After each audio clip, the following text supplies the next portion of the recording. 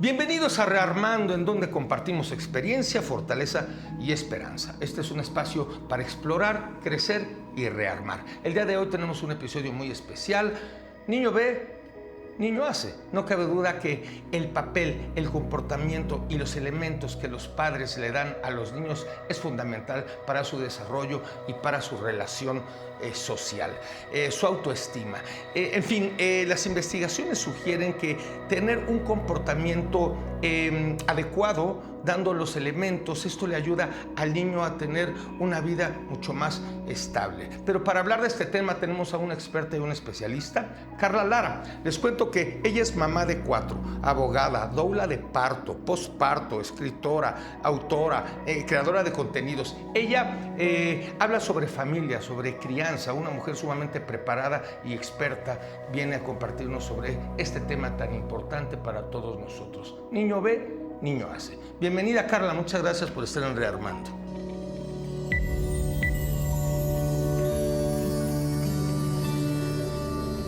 Estimada Carla, muchas gracias por aceptar la invitación aquí a Rearmando.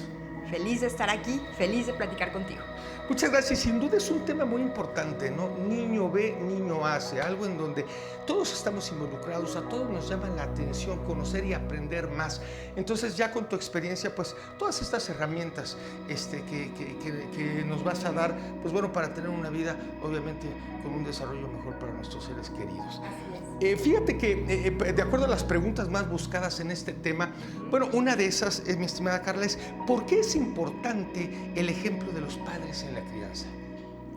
El ejemplo, si me permites decirlo, es lo más importante, es lo único importante, porque podemos creer que el niño nos escucha, ¿no? Y estamos todo el tiempo repitiendo ciertas cosas y tratamos de guiarlo. Obviamente, yo sí soy fiel creyente de que todo padre y toda madre, que obviamente esté interesado en sus hijos, va a hacer lo mejor que pueda por ellos, con lo que tenga.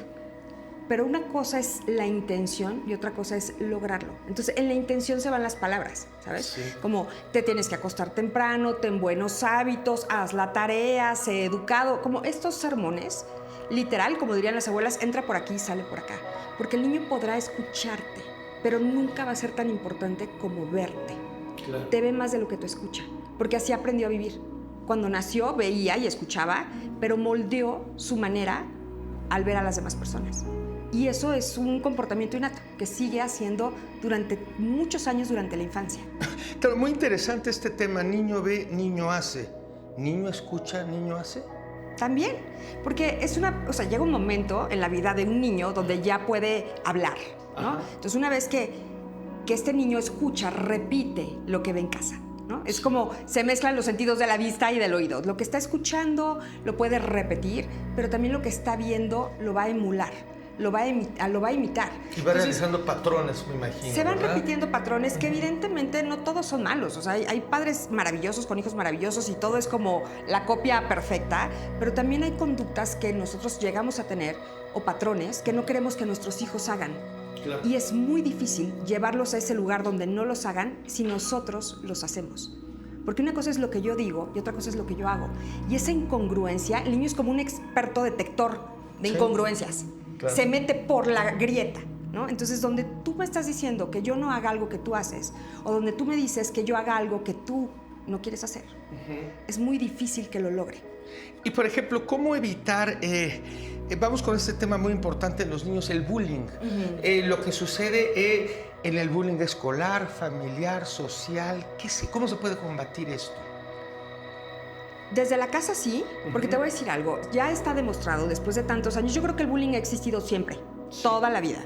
Hoy ya nombramos todo con nombre y apellido y le ponemos una etiqueta, y este bullying es esta situación de acoso donde hay entre una, fíjate la definición, Armando, entre una, y antes se creía contra otra, pero ahora es entre una y muchas personas.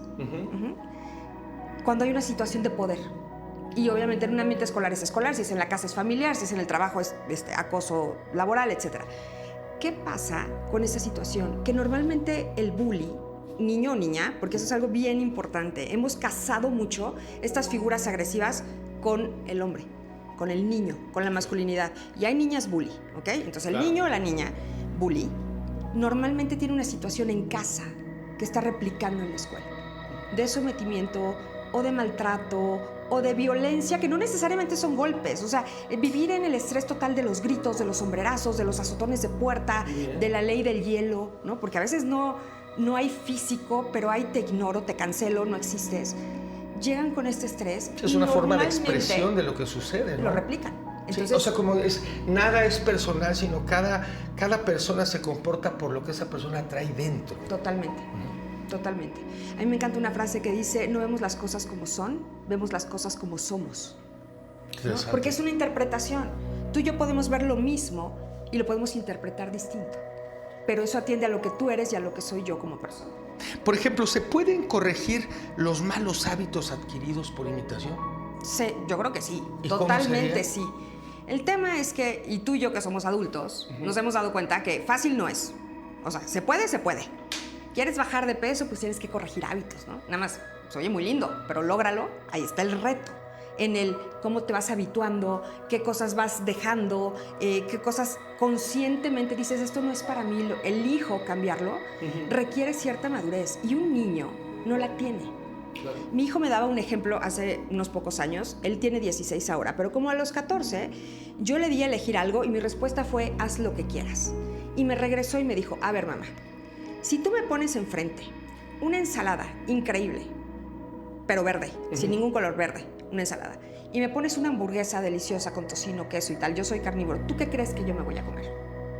Y yo, pues la hamburguesa. Exacto, no me digas haz lo que quieras, porque yo siempre me voy a comer la hamburguesa. Okay. Y tenía 14 años. Entonces, es un poco... Yo creo que el deber de los padres es poner los límites y el deber de los niños y de los adolescentes es empujarlos. Claro. Porque ahí te forjas. Y, por ejemplo, ahorita que dices la palabra límites, ¿cómo poner límites con amor? ¿Cómo ejercer la autoridad con amor? Porque, bien se había dicho, es los gritos, las nalgadas, los jaloneos. No creo que eso sea positivo. ¿Cómo hacer esto con amor? Primero con mucha conciencia, antes que con amor. O sea, darme cuenta de lo que realmente quiero enseñar. Y si esa enseñanza es válida y valiosa. Sí. ¿No? Porque a veces es también por los calzones de los papás, ¿no? Ahora haces esto porque yo lo digo. Y esas son batallas que no tenemos que escoger. Guarda los nos para las cosas importantes. Claro. 2, si vas a guiar, porque ese es tu deber, entonces que la emoción, la tuya y la de tus hijos, estén primero, que es el límite, que es esa norma. Entonces primero te explico el por qué, te valido y te doy una razón. Ojo, no le tienes que pedir permiso a tu hijo, porque también ahí nos vamos en el otro extremo donde no, déjalo que llore. Y entonces está haciendo un berrinche en el centro comercial de esos que todo el mundo te quiere correr y que dices, esto ya no corresponde, ¿no? Pero si sí está triste, si sí está hasta deprimido en esa rayita, porque hoy tenemos niños ansiosos y deprimidos clínicamente, no es un choro. Entonces, primero validar y luego imponer. Y más que imponer, si tú convences con tu ejemplo, no tienes que imponer ninguna norma. Claro. Ese límite es natural. Y, por ejemplo, ¿cómo saber cuando un niño desafortunadamente ya necesita una ayuda profesional? Pues hay muchas señales. El tema es que quienes somos responsables de los niños no queremos ver esas señales. El problema no son los niños, el problema siempre somos los cuidadores de los niños. O sea, ¿los padres es difícil que vean objetivamente a un niño? Es poco probable, porque nuestro amor al final es como, no, lo que pasa es que él, no sé, te voy a dar un ejemplo.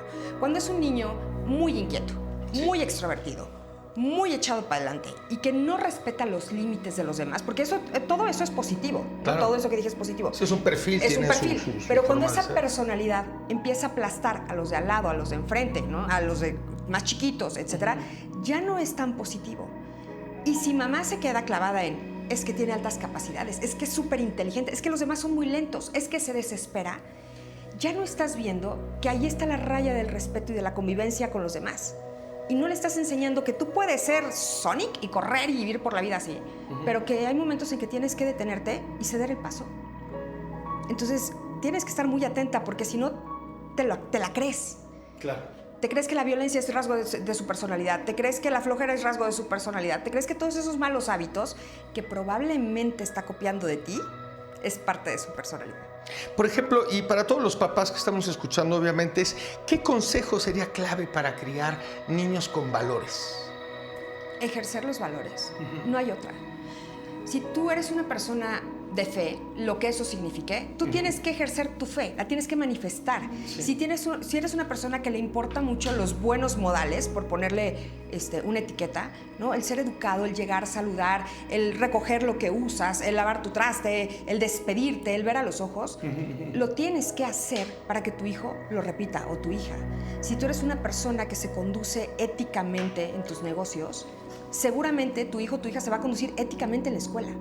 Porque es muy fácil replicar lo malo. Sí, y luego la imitación, y luego hay cosas en las que los padres somos ajenos. Por ejemplo, el contenido que tienen acceso todos los niños y los jóvenes a Internet. Es que esa es otra historia. Es algo totalmente contaminante. ¿Qué hacer para eso? Mira, eso es algo que nosotros no crecimos con eso, y no es decir, es que en mis tiempos, esto es real. Nosotros, y lo dice Instagram y muchas redes, somos la última generación que nació sin dispositivos, ¿no? Y luego ya empezamos a conocerlos y hoy estamos evolucionando junto con ellos, ojalá, ¿verdad? No vaya siendo que nos quedemos muy atrasados. Pero estos chiquitos, hoy que nacen en este ambiente digital y de inteligencia artificial, tienen acceso a ver cientos y miles de cosas a una velocidad impresionante que entran en su sistema sin que lo puedan procesar, que esa es la parte más delicada. Y son como esponjas, entonces todo lo retienen inmediatamente, tiene una retentiva tremenda. La tecnología es maravillosa para enseñar, pero la tecnología no discrimina si te va a enseñar bueno o te va a enseñar malo, ¿sabes? Entonces, si hay ciertos perfiles, ciertas edades, ciertas reglas de las redes sociales, del uso de dispositivos, las horas de consumo, y tú eres una persona involucrada con la educación de tus hijos, lo único que te queda es estar presente, tú ser el control parental, no programarlo. Tú ser y estar viendo y tener acceso, y por qué se lo vas a dar, y cuántos años tiene, y qué cosas tiene cargadas en su celular. Exacto, de alguna forma no ser como luego se presenta un papá o una mamá ausente, sino hay que estar constantemente al lado de los hijos. Pero te voy a decir algo, eso es bien difícil. Porque podemos decir que somos presentes, pero es bien cansado. Porque imagínate una mamá que tiene un teen, ¿no? A partir de los 13, 14, 15, dices, dame tu teléfono, lo voy a revisar. Obviamente eres su peor enemigo. Claro. Obviamente no eres su persona favorita. Pero si tú confías en que él o ella van a tener el criterio de jamás ver algo feíto, por ponerle algo, ¿no? Algo chistoso, no lo va a tener. Porque la curiosidad humana es infinita. Porque además te aparece, porque además el algoritmo te lo replica. Una vez que le picaste sí quiero, ya te lo enseña, ¿no? Existe esta parte de la escucha digital. Entonces, tú tienes que hablar, tú tienes que estar, tú tienes que revisar, tú tienes que poner candados y tienes que darles otras opciones. No los puedes alejar de la tecnología, pero si antes la tele era la nana, hoy el celular es la nana. Sí, por ejemplo, lo que ahorita lo que dices es, hay un libro, ser mamá no es fácil y ser papá tampoco, no tenemos instructivo. Entonces hay un libro en donde se llama Profesión Mamá. Es una belleza. Entonces, ahorita estaba viendo las estadísticas en donde dice que en México la figura materna es central en la dinámica familiar. Datos del Instituto Nacional de Estadística y Geografía, el INEGI, indican que aproximadamente el 80% de los hogares son encabezados por mujeres, lo que refuerza la importancia del ejemplo materno en la crianza. Profesión mamá. Yo creo que hay una gran coincidencia, pero no olvidemos que eso es una estadística gruesa.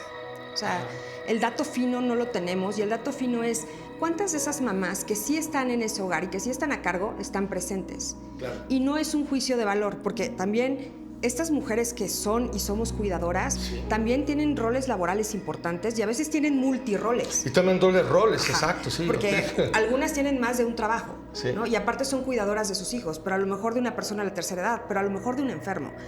Y entonces, claro que la energía y la concentración y tu dinámica personal no te da para estar realmente presente.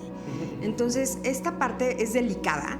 Sí. Yo creo que por eso también cada día se pide más que el papá o la figura paterna esté un poquito más involucrado, se enrole más en esta crianza y no nada más en la proveeduría.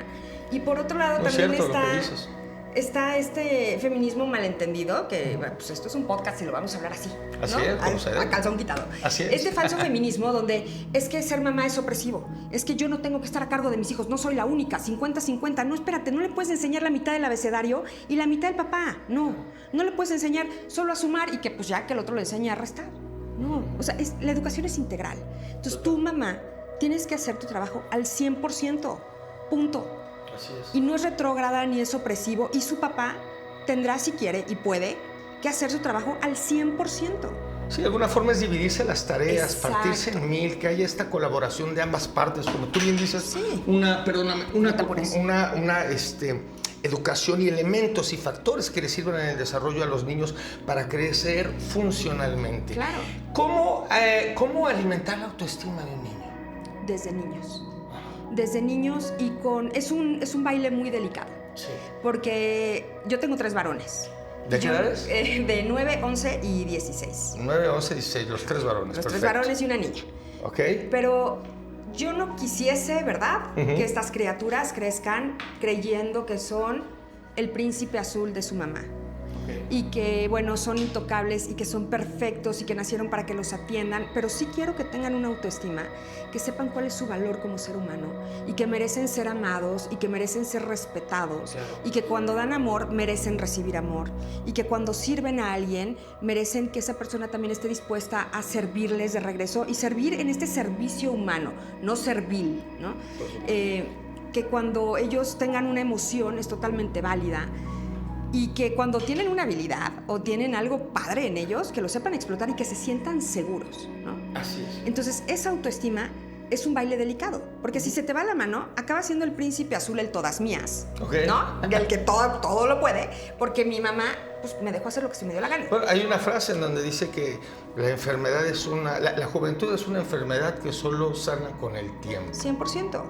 Y las niñas lo mismo, porque hoy estamos en esta época increíble de feminismo, donde claro que se están conquistando 1000 posturas y 1000 posiciones y las mujeres estamos llegando cada día más lejos, pero también nos estamos confundiendo y el hombre no es nuestro peor enemigo.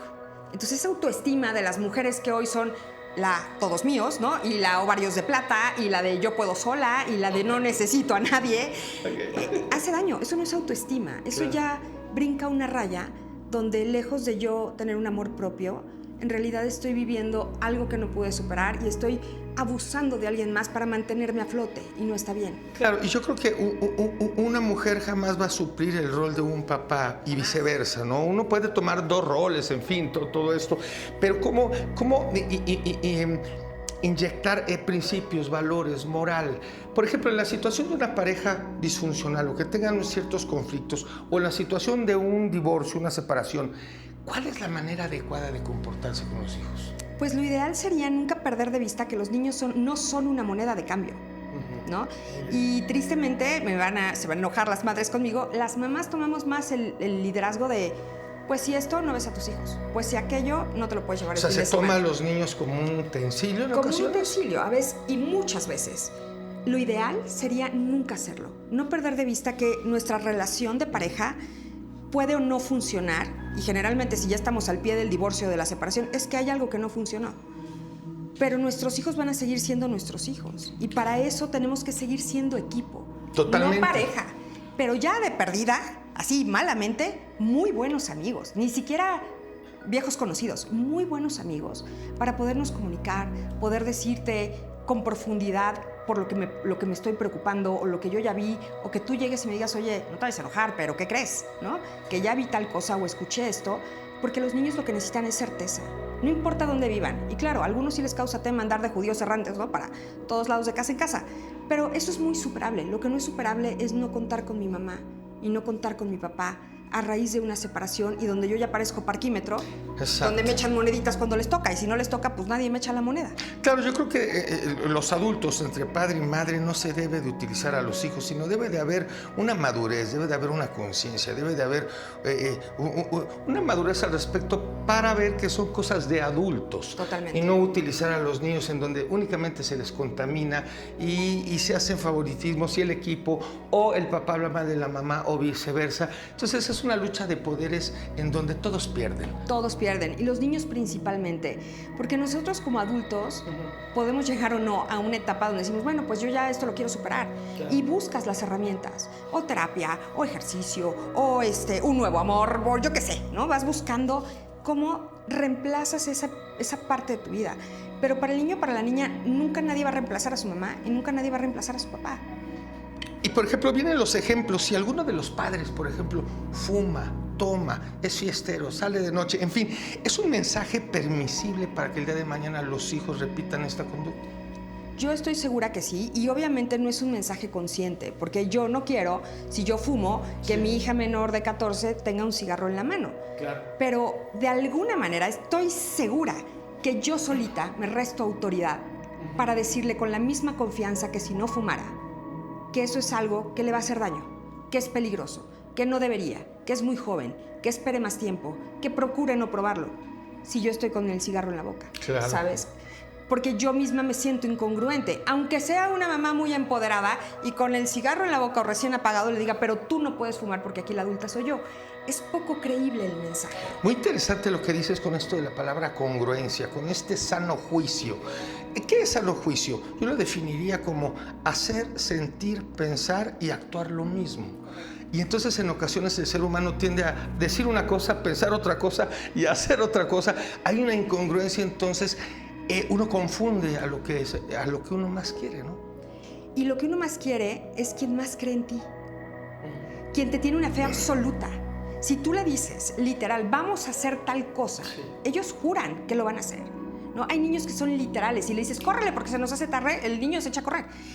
Y por eso también hay tantos chistes de donde nos echan de cabeza, ¿no? De, ay, perdón, es que ayer me acosté toda la tarde y me dolió la cabeza.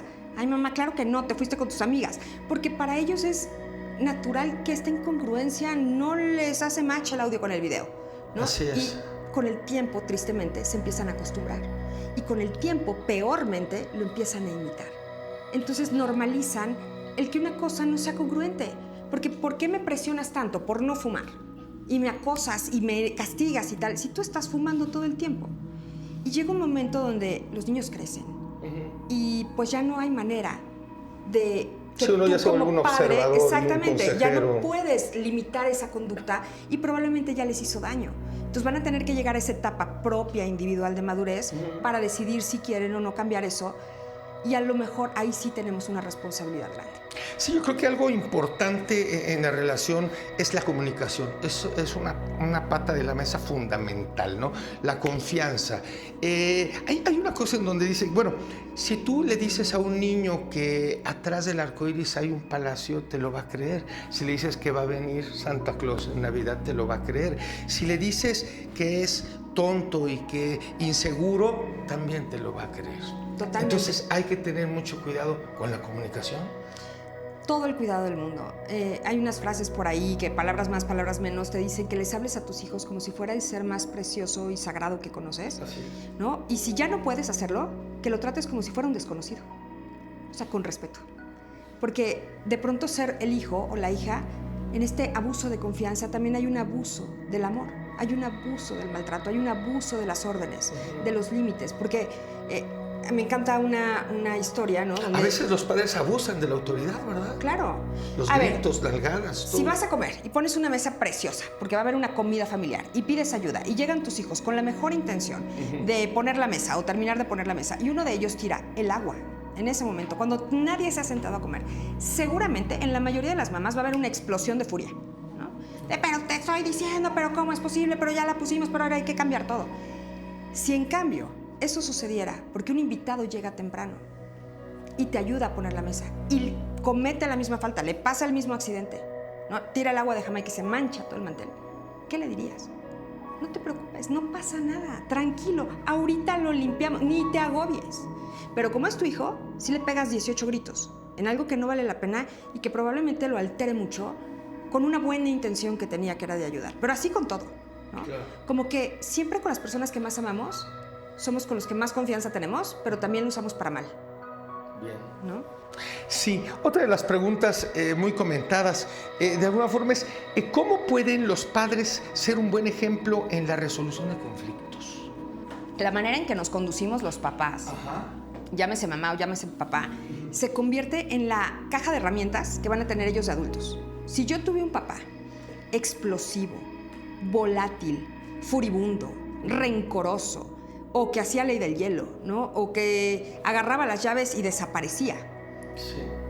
Yo no tengo dónde aprender, probablemente en la vida, pero mi primer aprendizaje va a ser ese, que en el momento de conflicto o hay que explotar o hay que cerrarse y no hay solución. Si yo tengo una mamá que igual hace un drama de todo avienta cosas, gritonea, llora, ¿no? Como Magdalena. Ajá. Cuenta todos sus problemas con sus amigas y yo estoy escuchando todo el tiempo, voy a creer que la forma de solucionar problemas es eso. Pero si yo tengo dos figuras o una figura que en el momento del problema, para empezar, es humano y se muestra humano, ¿no? Y dice, híjole, no la estoy pasando bien, hoy tengo un día muy difícil o tuve un día muy difícil, me siento muy cansada, no tengo una solución inmediata para esto, no sé cómo resolver este problema, estoy muy triste porque voy a tratar de hablar con mi hermana para resolverlo, hoy no quiero hablarle a nadie, prefiero estar un rato en silencio y voy a pensar las cosas. Empiezas a aprender que hay otras formas de solucionar, otras formas de vivir ese conflicto y brincarlo, y que no es un drama cotidiano y que no es una forma de vivir siendo adictos al caos. Claro, tú abordas obviamente con una experiencia todos estos temas. ¿De qué edad a qué edad es la infancia, la adolescencia, la pubertad? ¿Cómo serían estas edades? Me refiero a lo siguiente. Luego, a mi modo de ver, hay papás o mamás que se desahogan de más con el hijo. Y el hijo no es un punching bag, y el hijo no es un bote de basura para que tú tires lo que tú como adulto tienes que resolver. Totalmente. Entonces, es una falta de madurez. Entonces, me voy a desahogar con mi hijo o con mi hija. Cuando el joven, ese es pues, un problema de adulto, sucede. No es tu par. No es tu par, es tu hijo o tu hija. Totalmente. Tu rol no es ser su mejor amigo. ¿Y sabes qué pasa ahí, Armando? Que primero no le toca. Y después, lo que tú estás haciendo al ponerte a su nivel es dejar vacío el espacio que él necesita de esta figura de autoridad. Sea papá o sea mamá. Sí. Y la va a buscar. Entonces por eso van con el maestro, con el amigo más grande, con la amiga adulta, con la mamá de la amiga. Porque pues tú eres la chava, ¿no? Igual que ella. A mi mamá no le puedo contar esto porque no va a saber qué hacer, no sabe ni qué hacer con su vida, porque sabría qué hacer con la mía.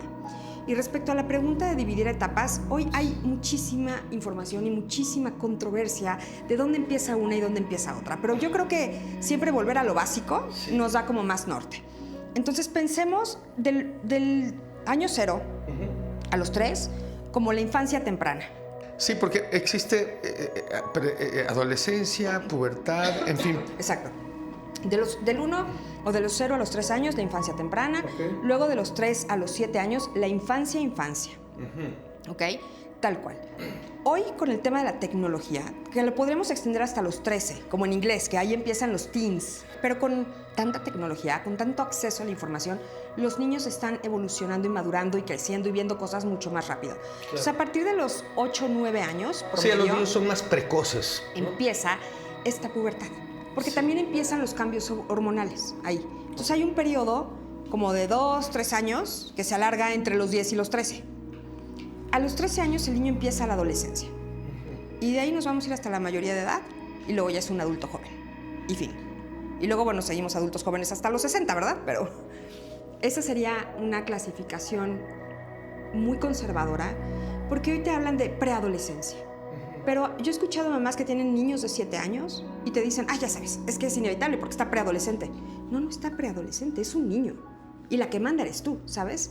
Entonces, claro, si tú te compras que esa preadolescencia domina, pues es más fácil dejarlo por la libre. Claro.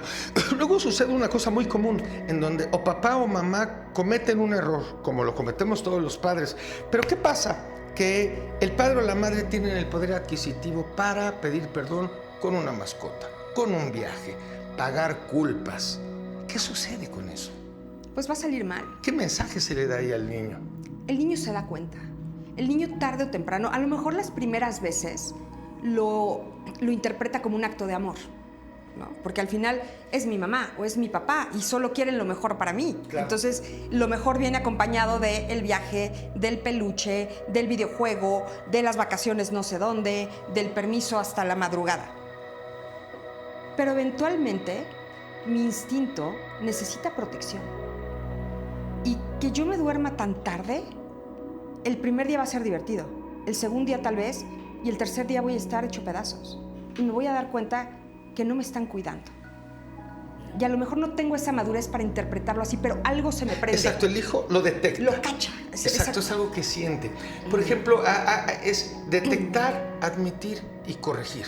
Creo que esa es una fórmula muy adecuada para camino. tratar de llevar una vida funcional, ¿no? Además, el mensaje, cuando empiezas a dar regalos para calmar demonios, ellos lo van a empezar a hacer de regreso un día.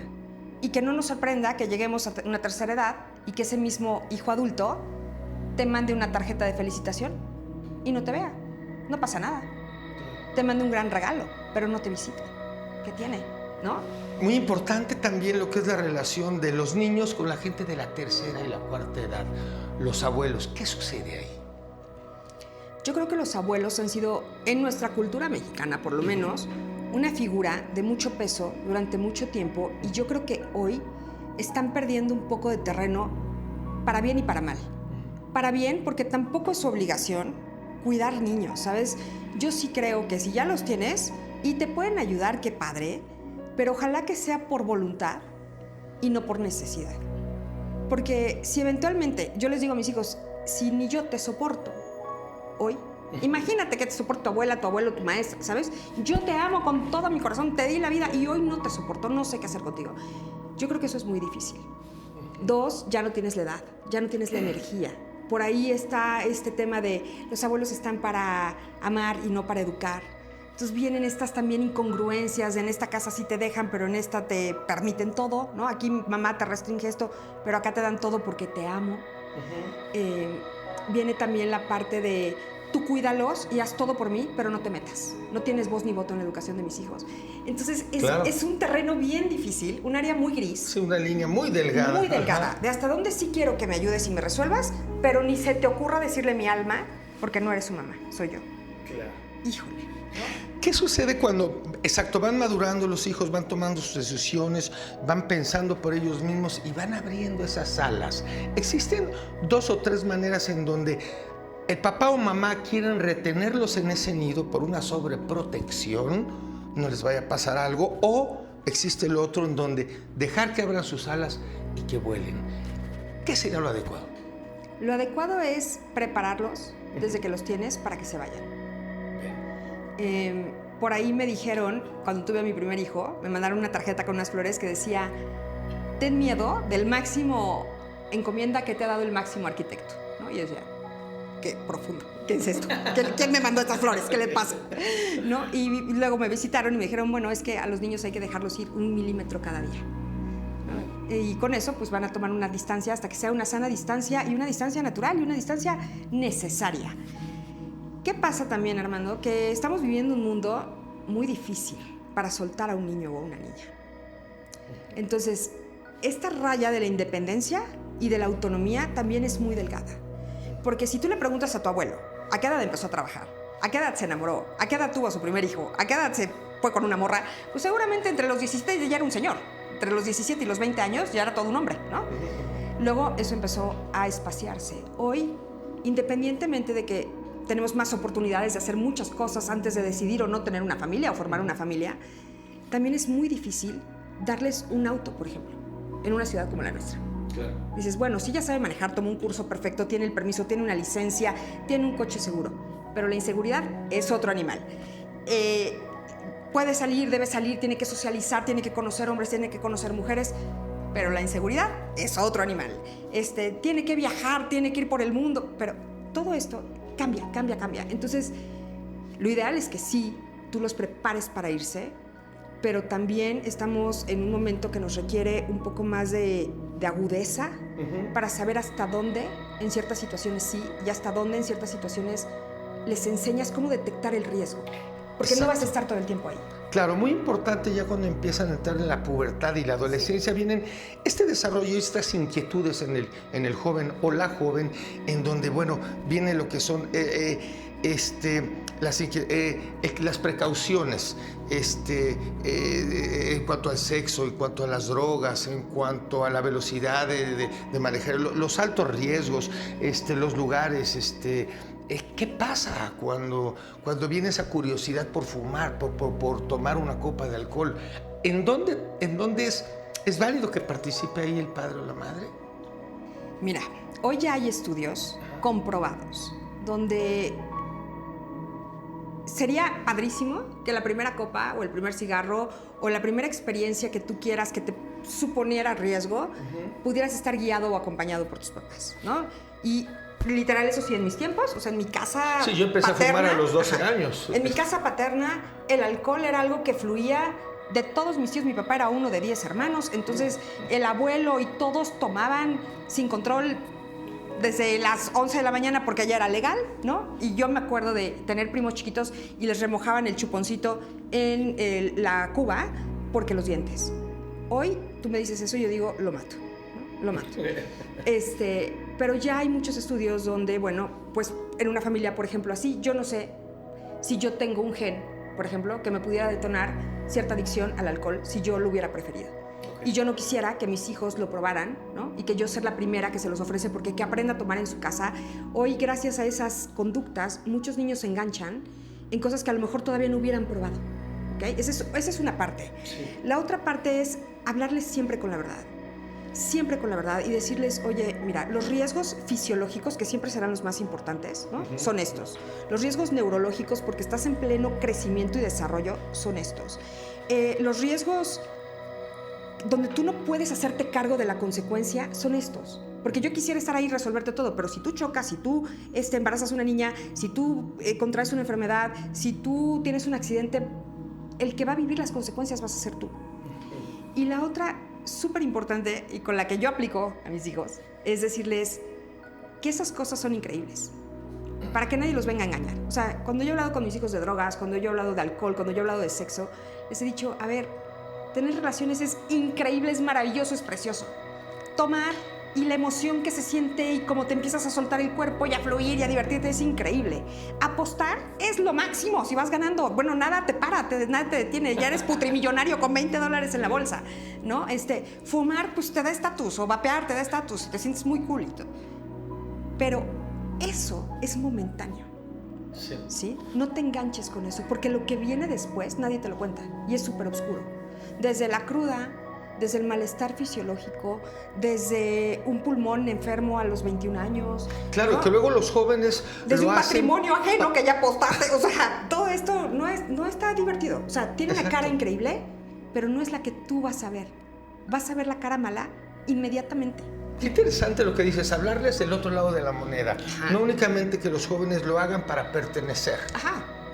O sea, yo le digo a mi hijo, ¿no? Que le encanta la música. El ambiente musical para él es lo máximo. Y le digo, a ver, te va a sobrar alcohol, te van a sobrar invitaciones, te van a sobrar, bueno, pues propuestas de estar con alguien, yo no sé, hombre, mujer, quimera, ya sabrás.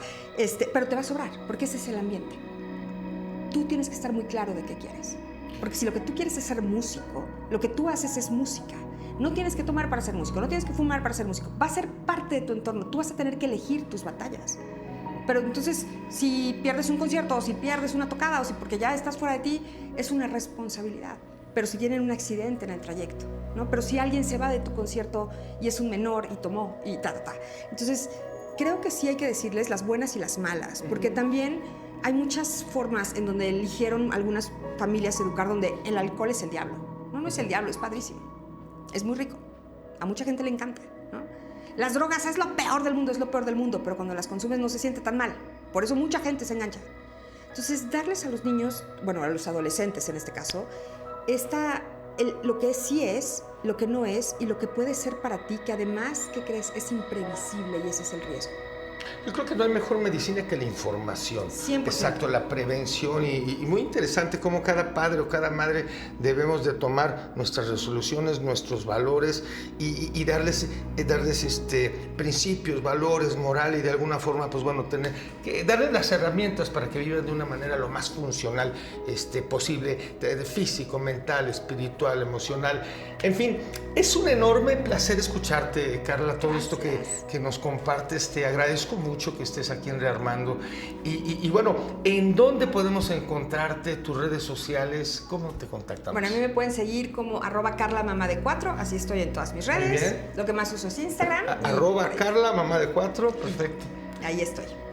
Bueno, pues perfecto. Aquí tienen a un experto en donde, bueno, el día de hoy hemos recibido muchas herramientas, muchos tips. Muchas gracias, Carla. Gracias a ti.